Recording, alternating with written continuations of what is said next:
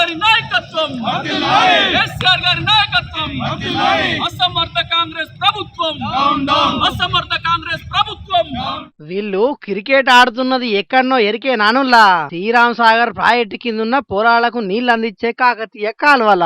అగో వీళ్ళు ఆడుకునేందుకు జాగే దొరకలేదని అనుకునేరు. శ్రీరామ్ సాగర్ ప్రాజెక్టు కంచి నీళ్లు విడుదల చేయకపోవట్లా పంటలు ఎండిపోతున్నాయని కరీంనగర్ జిల్లా రామడుగు మండలం దేశరాజపల్లి దగ్గరున్న కాకతీయ కాలువల క్రికెట్ ఆడి నిరసన చేసిర్రన్నట్టు. మా కారు పార్టీ పాలనల ఏడాది పొడుగుతా నీళ్లుండే కాలువల ఇప్పుడు నీళ్లు లేక రైతుల పంటలు ఎండిపోయే పరిస్థితి మోపైందని సొప్పదండి మాజీ ఎమ్మెల్యే సుంకె రవిశంకర్ అన్న కార్యకర్తలతో కలిసి క్రికెట్ ఆడి సర్కారు చేతగానితనాన్ని ఎడ్డిచ్చిండి. ఇట్లా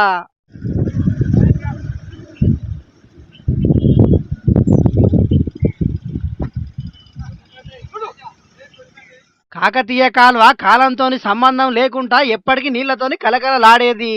అసొంటిది వర్షాకాలమైనా నీళ్ల సుక్క కాదు కదా, కనీసం పదన కూడా లేకుండా ఎండిపోయింది. కేసీఆర్ పాలనలో ఎండాకాలంలో కూడా కాలువల నీళ్లు వారేది, చెరువులు మత్తలు దునికేది. అసొంటిది ఈ కాంగ్రెస్ పాలనలో మాత్రం కరువు తాండవిస్తున్నది.